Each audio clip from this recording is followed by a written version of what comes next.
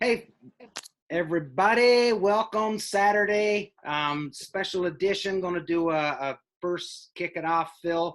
Happy birthday, buddy. Big 4-0 for Philly, celebrating. We had a big party planned. There was a big bunch of us. We're all going to head down your way this weekend. We were going to have a big party, but the Rona got us all screwed up. So, buddy, just quick little cheers to you. Happy birthday, guys. Happy 40th. I'm glad that you're able to share a bit of your day with us right here. Hey, making the good thing of a bad situation here. Drinking the Rona. Awesome, love it. You need the support. Yeah. So, once again, we'll start off. This is episode 3 of the Union. So this is a really special episode for people that are watching, because this is the episode that once this one gets squared away, we're actually going to upload onto YouTube, and we'll actually have our own YouTube channel. As Dave reminded us, the algorithm required us to do 3 videos. So this is what it is. So introduction, going around the table. Start first with the birthday boy, Phil down in Oshawa. We got Mark up in the beautiful Ottawa Valley. Ryan down in the Valley of Nova Scotia. And we got Dave up in Kincardine. So, and here I am in Kingston, Ontario. So, again, boys, because this is the 3rd episode, and I just wanted to reiterate the whole reason why we're called the Union. Especially, there was a tweet out yesterday I seen, and there's been a little bit more backlash towards the word union. So I just wanted to make sure that everybody listening and watching understands that we're not trying to advocate for labor unions. We use the word union because we all feel the same way, and we all share the same mentality when it comes to hunting and family and our morals, for lack of a better term. So with that, let's get right into it. Turkey hunting this morning, Phil. Oh, so just picked up a new property, actually a goose property last fall. Didn't get a chance to hunt it. I went out there 2 weeks ago with the kids just for a walk, and it's probably a 200-acre wheat field this year, and there was just turkey tracks everywhere. So I'm like, okay, this is gonna be a money spot. So Dad and I hunted it first thing yesterday morning. Beautiful morning. It was calm at the first, and nice and sunny. Coyote, he fired up probably 5:30, and there was at least 1 or 2 toms just firing back and forth. So I'm like, all right, we're in for a good show. And I guess it's about 20 after 6. The sun came up over the hills and lit up the field and the roost, which is on the property next door where I don't have permission. And I hammered on the box call. Well, this Tom, he fired right back. I hammered the box again, fired, hit the box, cut him off. He fired right back up. And oh yeah, done deal, right? So things went a little quiet. Okay, birds are down, whatever. And I guess it was about 7 o'clock or so. Curiosity kills the cat, right? So I get up and I peer out into the field next door with the binos. Well, sure enough, there's 2 toms, full strut, wouldn't break, and hanging out with 5 hens. They're back and forth, in and out of the bush, backing out. And we petered around, I guess, till about 8:30. And yeah, they wouldn't budge. So I called it. Went back in the afternoon, and a neighboring farmer was plowing an adjacent field, making all kinds of ruckus and stuff. So I'm like, oh yeah, this is over. So Dad and I went for a late sit this morning, snow and all. We went out 8:30 this morning. I'm like, yeah, you know what? Just how could I not go out and hunt turkeys with my dad on my birthday, right? So we figured go do a late sit this morning. Maybe the birds will break up. And sure enough, we get out there. There's one tom, two hens. Wouldn't even give me the time of day. I'd hammer the box. He'd go half strut, back to feeding, hammer the box, back to I'd piss on it. Yeah, we're staying out there in a blizzard and just freezing. Like, yeah, I've had enough. This is good enough. I went home. But it's supposed to warm up next week. Birds are going to die.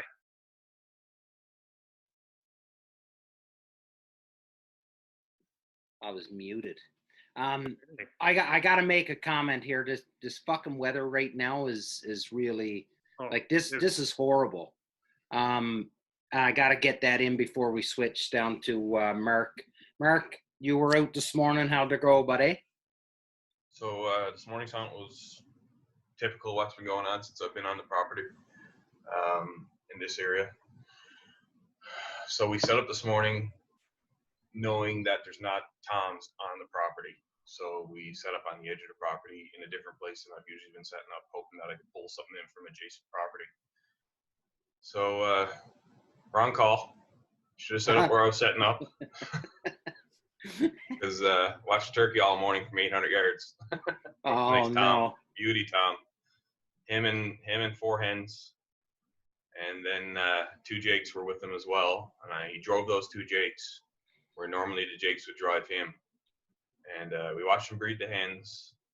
And we're thinking, okay, maybe now. Like, because we seen it all happen. I was looking at it through binos all morning. And no, he headed back into the same corner he came out of. And four jakes drove him back out into the field. So I figured, okay, well, maybe they're going to drive him over this way. So, he'd do a little call and his head would be up from 450 yards away. And no, he wasn't coming. He wanted back into that corner. So 4 times we watched him go into that corner. The jakes drove him out. He went back in. Jakes drove him out. And finally he went up the fence line and disappeared. So tomorrow morning, yeah, we're going to try over there. The problem is there's so the jakes on that field are so aggressive. They will drive anything that shows up in that area. So, but he did come through there this morning, I think, before the jakes got out. So a friend of mine is going to be coming down to hunt tomorrow. Someone that I work with, he's taking his kids, and he has been out for a couple of years. Last year he was in Mali, Africa, while turkey season was ongoing. So I'm going to put him over there with his 2 daughters. That's awesome. And he doesn't know that there's a tom over there. So hopefully it works out for him. That's pretty awesome. That'll be an epic hunt, especially seeing that he missed last year. So it'll be good. Dave, you didn't get out chasing the thunder chickens this morning, or what? No, I'm a fair weather hunter.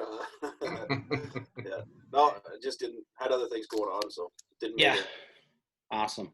All right, so enough of the turkey talk. Let's finally do some waterfowl talk here. Let's start getting our heads wrapped around the waterfowl season, which I know is still a few months away. But so I wanted to, for this episode, to try and really showcase what our thoughts are and what our mentalities are. And we share pretty much all the same mentalities and thoughts when it comes to these things. I think so anyways. So I'd like to be able to, this would be the standard that we set more or less on our way of thinking, and hopefully it'll generate some discussion, and people that are watching, if they didn't know, they learned something, and if they totally disagree with what we say, then even better for the comments section. So the first topic I wanted to talk about, which I think all of us would agree is probably the most important, is scouting. So I'd like, Ryan, just because I've spent a lot of time with you hunting and I know how much time you put into the scouting, I thought maybe I'd start off with you and just hear your thoughts on it. It's end all be all to a good hunt or a bad hunt, really. You don't need, proper scouting. You don't need a trailer full of decoys or, 5 guys who are all contest call ability. You get on the X, you pattern the birds, you know where they're going to be, you know why they're there, you know all the ins and outs, and you can easily kill birds. Like, you don't have to be a Fred Zink or a Clay Hudnall, or, you know, it's the everything. I know Phil as an outfitter, myself as a guide, like, it is everything we put into our stock. I mean, it's really the biggest thing when we're dealing with clients, is finding them the best possible hunt. And if you don't do your proper scouting, you're going to have some disgruntled paying customers. So it puts pressure on. But I mean, it's the first amendment in waterfowl hunting is your scouting, in my opinion. That is, I like what you done there, and it's a nice segue into this question, and not taking anything away from Phil and Timber Oak, but you guide out west, and in Ontario, two totally different beasts altogether, right? When it comes to the type of scouting that you must do and the number of birds and stuff like that. But with you being out west last fall, you know, like, give me an idea of how much time. So let's say in a 12-hour day, how much time out of that 12-hour day were you scouting on the days that you weren't actually had clients and you were, you know, out guiding, but on the days that was your scouting days?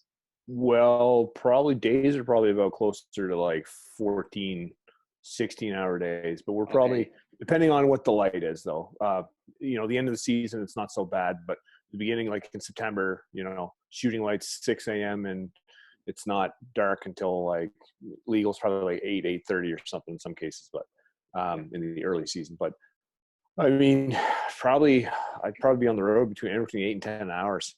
Even, you know, I guide out of Saskatchewan, so it's you know, I've used a pretty big plot of land that we have out there.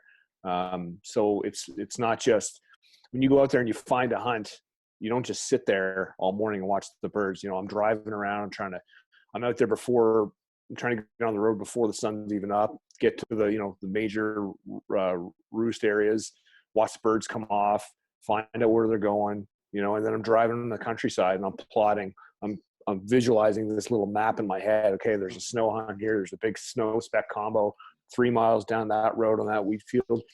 And then you're kind of going with, we kind of talk as a team and like in a group chat, and what the clients need for a hunt, for limits. Like maybe the guy shot all their ducks that morning, so now we're going to put a snow goose hunt together. So it's really, when you're on the road, it's not just finding one hunt. It's trying to find as many hunts as possible, locking down permission, make sure your manager, I mean, I'm kind of tailing off here a bit, but it's just, you're trying to get the overall picture of what's on the landscape, and it can be pretty taxing. You got to make sure you're got to be aggressive, and so. Yeah, I bet. Phil, so now on the opposite end of the spectrum for you, so now Ryan's out west, huge, massive plots of land, straight roads, you can watch your dog run away for a week. Now you're guiding in southern Ontario, with not large parcels of land, not large number of birds compared to Saskatchewan. Now, how does a scout work out for you? Well, like we all, like, as we know, the waterfowl community here, at least in Canada, or at the very least, you know, Ontario, it's small knit, right? We all got friends that, you know, hunt, you know, hardcore 3 days a week here in Ontario. You know, we got buddies, you know, such as Ryan, you know, guys that guide out west and whatnot. So and you see the videos, you see the YouTube clips. It's not like out west, Alberta, Saskatchewan, Manitoba. It's a completely different beast, right? Like out there, you're dealing with things in the thousands of acres, thousands of miles, thousands of birds. Here in Ontario, like, as we know, like, I'm based out of Durham region, and I was fortunate. I got into the field shooting probably 15 or so years ago, but, you know, and I don't care what anyone says, Duck Dynasty ruined a lot of things. Yeah. But I was fortunate to lock down a number of parcels of land here in Durham where, like, you know, I'm fortunate, I'm, you know, sole permission, whatever, right? And at least the very least here in Durham, we deal with things in the hundreds, 100 acres, 200 acres, 300 if you're on a big field. And the vast majority of my fields, like on a good day, we'll see 800 geese on an X. And out here in Durham, we've got the Pickering nuke plant and Darlington nuke plant. On Lake Ontario never freezes. You have 2 warm water discharges. So there's your source of water. And these are all resident birds. They don't migrate a day in their life. They basically go from water to food, water to food. You know, they make some babies here and there and so forth. So at least where I am, I know where the roost is. And we've got a ton of, you know, agricultural land here in Durham. Once you get, you know, to the north side of, like, say, Pickering, Whitby, Oshawa, out into Clarington, it's all agriculture. So I'm lucky, like where I am, where I've got my couple fields where I can drive, say, 20 minutes at the very most from my house, and I can check my fields. I know where the birds are coming. You just basically, in my opinion, scouting and hunting is 50-50. You should be spending at least half your time scouting, burning gas. And I'll go out, I'll check. I don't even, you know, as Ryan mentioned, like he's out there well before sunrise. I'm out there in the legal light, say 7, 8 o'clock, and I'll just go check, you know, my couple fields that I've got. Yeah, the birds are hammering this one today. And I'm lucky that, like, you know, a lot of my farmers are like, yeah, we don't care when you come, just show up, shoot away. Like, especially, you know, a lot of them grow winter wheat. Well, it's a live crop, right? And the birds will decimate a field in a matter of a week or two. And that's their livelihood. That's their money, right? So spend the time. I check my fields. Yeah, this one's hot today. Get out there and just grind them. Awesome. Yeah. Dave, any difference up where you are? Like, do you guys get those numbers of bird, like geese? Like, do you get hundreds like that up your way? Yeah. Yeah, a little bit further north, they get a bit more, but there's lots of guys hitting lots of geese. And again, we've got the same with the power plant here. We've got the warm water discharge. That's actually one of the best spots for ducks, and I find. Yeah. But yeah, I've seen guys big goose hunts up here. It's pretty neat to watch. And what about scouting for you? Same thing, like same as what Phil is saying. Yeah, there's actually right behind my house. There's 3 man-made ponds that's the roost ponds for the geese. And wake up in the morning, follow to where they're going, and that's kind of what I do. Yeah, and then I don't know how you guys feel, but I always have that one spot that it's always my hot spot. Like if I don't find a good field, like this one always produces, right? So it's the one spot I don't check. Yeah, I'm fortunate in the same sense, Dave. Like this one property that I've got, just for whatever reason, it seems to be a huge natural flyway around my area. And if there ain't 500-600 geese sitting in it, you go out there and you can traffic hunt. I kid you not, you'll see 2,000 geese in a morning, and you'll crush your limits. Like it's just shooting fish in a barrel, right? Mark, again, spent a lot of time sharing blinds with you. What about you? Same deal, just run the roads. Do you put that much time into your scouting, Mark? Not the last year, but before that there was more. Yep. Ryan and yourself were around, and Bill, you've been up this way, and you know what it's like. There's a lot of people hunting this area for a small area, so that and there can be a lot of birds. You'll have fields sometimes that'll have 2,000-3,000 birds. We've had that and hunted it, and it just boils down to where you can get permission. You almost know a lot of the times when you're looking at fields, you can drive by and say, well, that's not a field we can get permission on. Somebody else already has it locked down. So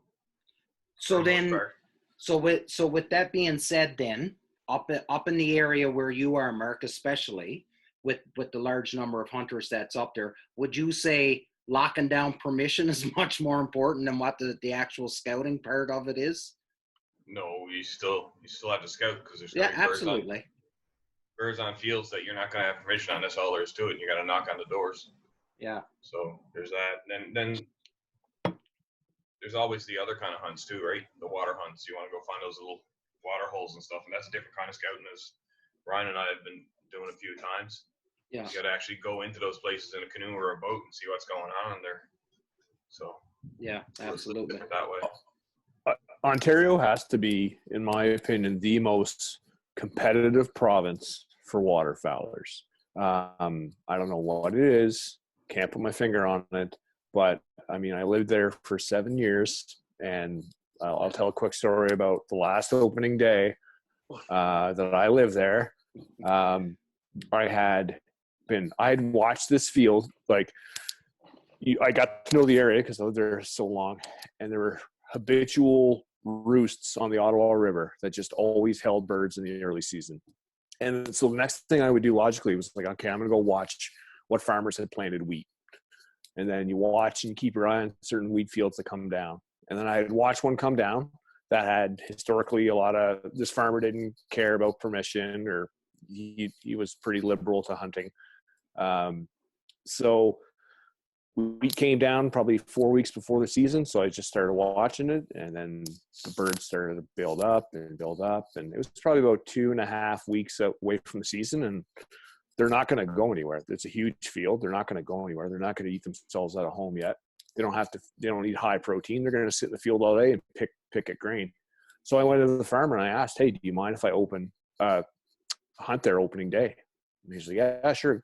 It's like, I'm going to put a sign there just because that's the kind of the unwritten rule in Ontario. You can put your sign up, post your hunt, right? It's not a law, but it's kind of a courtesy thing.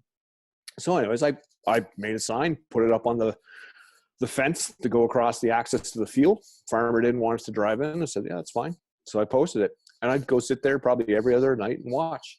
And that week before the opener, probably the last 5 days, I'd be sitting there in the evening watching the birds pile in, and a pickup truck would come up, see my truck, do a U-turn. And then another pickup truck would come, see it. You know, I'd probably the biggest population of geese in the area for opening day. And, you know, early goose season, there's nothing else to hunt. So any guy with a shotgun, it's just got an itchy trigger finger and wants to shoot something. So it was getting pretty competitive.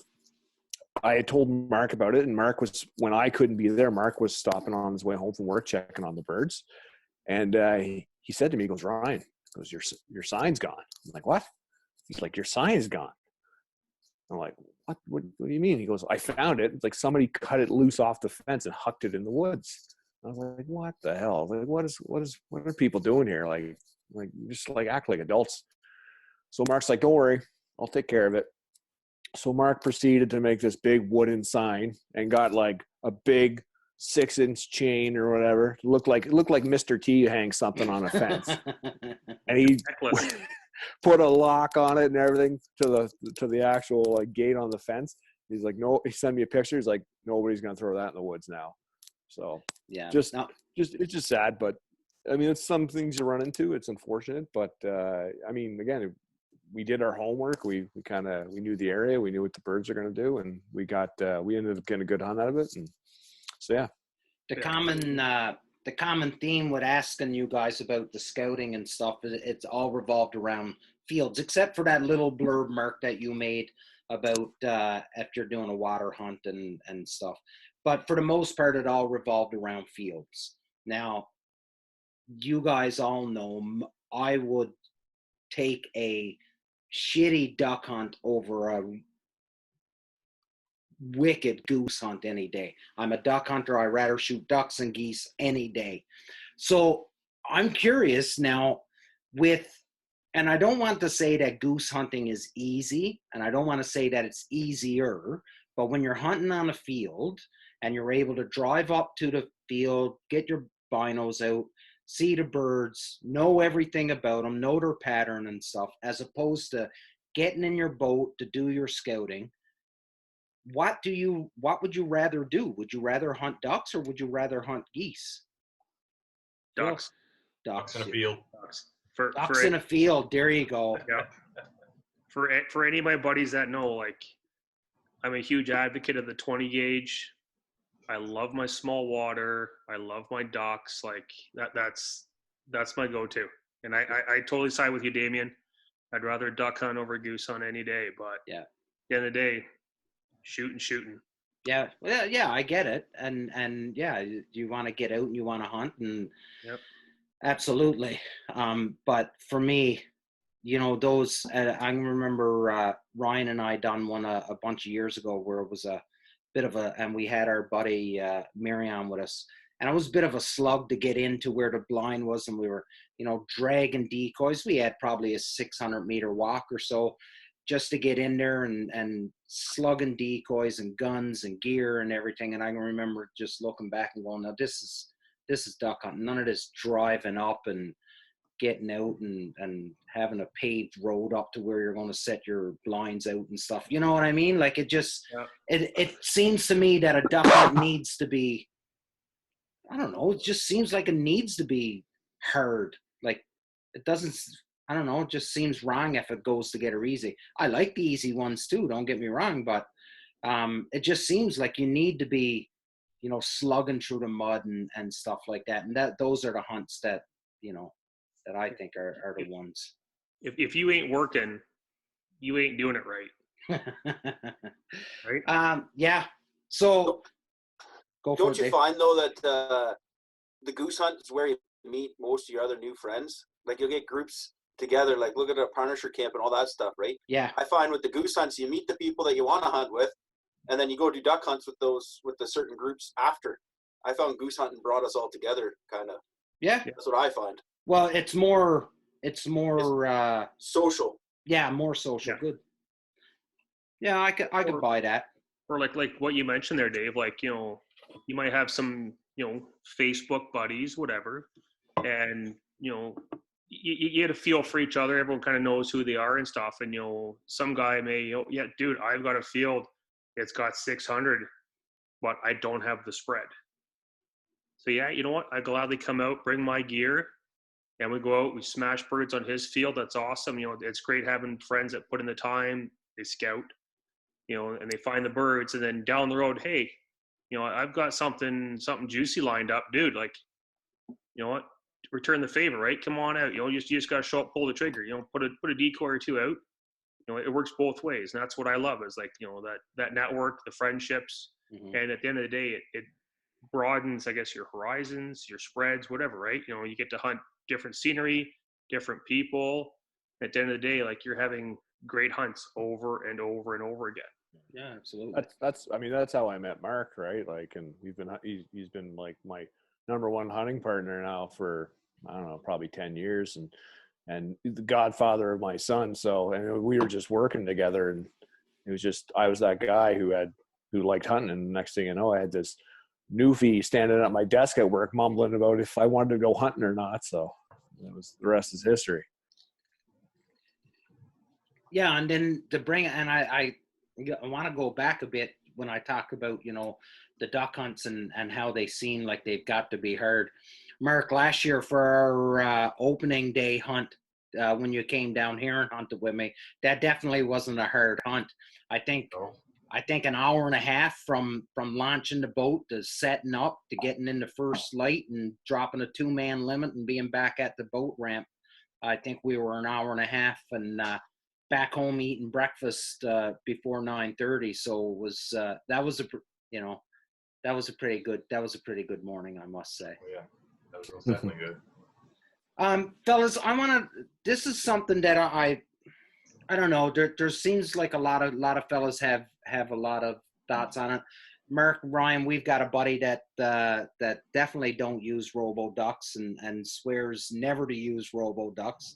He also doesn't like to call either. But what are your thoughts on? So I've always heard, don't use the Robo ducks at the beginning of the season because it educates birds, and birds are a little bit dumber at the beginning of the season. I use it all the time, but that's the argument that I hear from fellas. What's your thoughts on the whole Robo duck? The Lucky Duck, Mojo, whatever contraption you're using.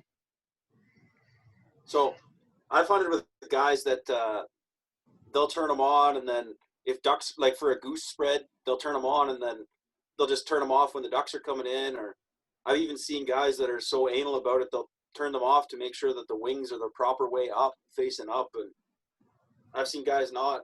Myself, I don't see the hurt in them. I've seen birds flare with them, and I've seen birds come in because of them. So I don't know. I'm pretty impartial to them.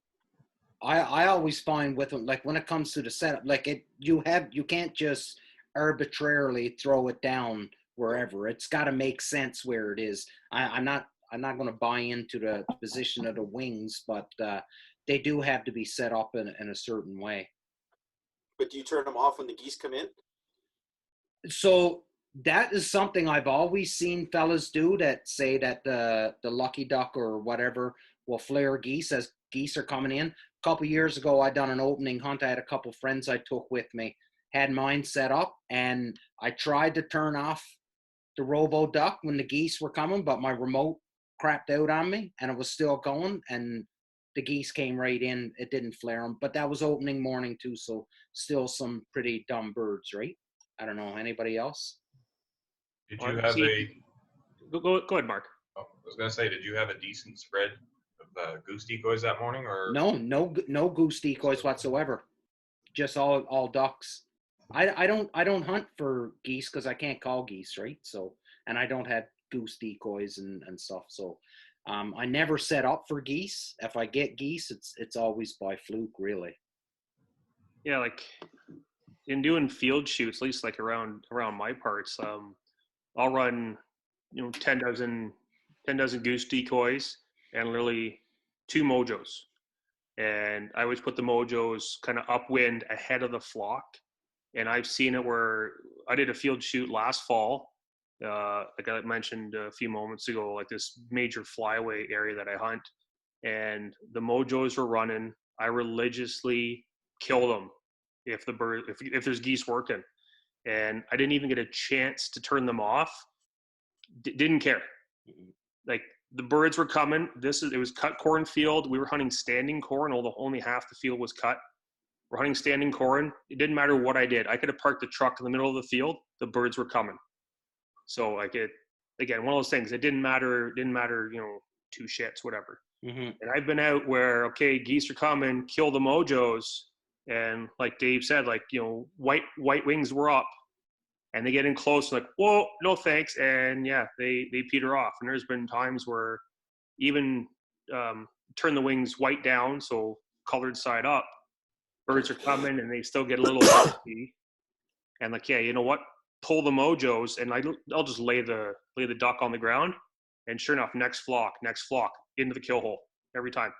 Oh, so like I've seen everything from complete money shoots to they want nothing to do with them. That's an entirely different level of OCD that I don't think Mark Vitch has even come close to hitting yet, and that's ensuring that the wings are the proper color up. White side down. Definitely ensure that. Even on the lucky ducks, like, where is it? I'll get one right here. There remains of one over there. The remains, there's a lot of those. Yeah. Oh, I remember the first Punisher camp. It's more or less for the if you drop it in the water, keep it float. But I haven't dropped this in the water yet. I don't even know if it does enough to float, or if the intent is to keep it. Put your earbuds back in, Ryan. Your mic is there. You go. What was that? Yeah. So when you took your earbud, your mic was away from you, so it couldn't hear you that well. Oh, okay, we'll edit that out then. So. Yeah, and my editing skills isn't that good, so that's staying. Yeah, perfect. Yeah, so like the foam on the bottom of the lucky duck wing, like, I don't know, I haven't dropped a new model in, like, this version of the wing in the water yet. I haven't even tried, so, but I've lost them in the past. But I don't know if this probably isn't enough weight, because it's just a little piece of foam to, like, influence the wing to stay down, or if it's enough flotation to keep it. So I'm not really 100% of the design, but yeah, so I guess that might be the intent of it. Well, while we're talking about this stuff, I think it was Phil mentioned, someone was asking about extension poles and paying that $70 for an extra extension pole. Oh no, right? What do you use? Huh? Let's just tell the viewers. You can go to Home Depot. Yep. You buy a 10-foot conduit. Yeah. And you spray paint it. That's what we did. I've I got. just use the gray ABS pipe. I don't even spray paint nothing. I As long as use. it's stiff enough. Yeah. I got two 10-foot conduits, like the three. I guess a 3/4 inch EMP conduit. Yeah. And I'll sledgehammer the one end. Just makes it easier for getting into the ground. And you can either take the duck itself and stick it in the top, or the Mojo. Like I use Mojos. The regular field stake, it's like 3 pieces. You take off the bottom section, and you can sit that center section in the top of the pole. So it gives you like another 2 feet, 3 feet, whatever it is. And I hunt Lake Scugog a lot, and especially up at the north end of Scugog, that 10-foot conduit, you'll bury it. Yeah. Like you got 12 inches above the water, and then if you've got like the rest of the Mojo stake on top, like it's nothing to bury that 10-foot pole. Is that what you were calling 12 inches, Phil? Hey, every little bit counts, right? Wow. Lots of lies going on down there. Fellas, so now we're getting in and talking about these, Mojos, Lucky Ducks, and the gear and stuff like that.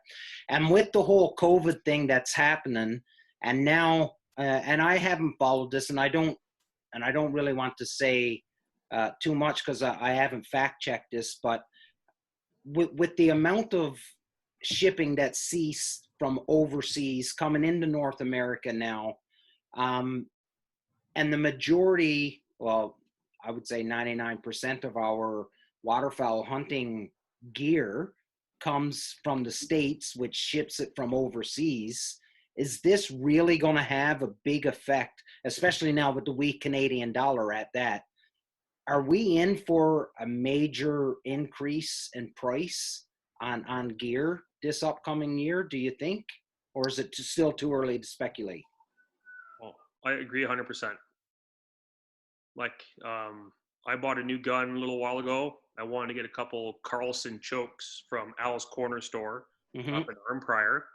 And Al even put on his website, due to the dollar, like we've had to raise prices. Wow. Yep. I'd like to get in on that, but I'm not, because there's another discussion to be had about that. Stores that raise their prices. Episode 4, fellas. Already building episode 4. I'm going to write that down, Mark. Episode 4. Mark got it. Let's be honest. Our dollar's weak, right? Our dollar's weak, and we get most of our stuff from the States. Look at all the major suppliers. They're all, like, we're looking at Tangle Free, Mojo, all them. They're all from the States. Our dollar's weak, so it's going to be more. And that's where going to someone, and then even our shipping is going to be more right now. And that's where going to someone like Canadian Waterfowl Supply or any of them, they're going to buy in bulk and bring it in. That's the way to go right now. Support local businesses, support Canadian. Yeah. So even then, like what you're saying, Dave, like shipping on a normal day from the U.S. to Canada is atrocious. Even outside of the current state of affairs, like it's horrendous for us. And I know, like, a number of us have friends close to the border. You ship stuff to your buddy's house, you drive a couple hours, you go pick it up, you bring it back, and whatever, right? You hopefully save a couple bucks on duty and whatever the case may be. So there's a big push right now south of the border for that Buy American, right? So I think now I'm not sure if this is going to impact the waterfowl industry down there, but so I'm wondering if this movement keeps gaining ground and the waterfowl industry starts saying, okay, yeah, let's start building. We're going to make our stuff right here, right at home. We're not going and importing in from Asia or wherever it is that they're getting their stuff. Are we damned no matter what? Because if they start making it right at home in the USA, that's got to increase price as well, don't you think? Like, are we screwed no matter what, being in Canada and reliant on the suppliers in the States and to getting us our stuff? Are we it doesn't matter. We're just going to get paying ridiculous amounts of money when it comes to gear. Well, I mean, like our dollar is always behind the eight ball with regards to the U.S., right? So it's always been that way. It always probably will be that way. And then COVID is not going to help this any way, shape, or form for a long time. It's our economy is just going to probably nosedive unless we, get some solutions here and get moving forward. But so I don't foresee us doing any favors. But I mean, time will tell, I guess. But it's in my opinion, it's not looking good.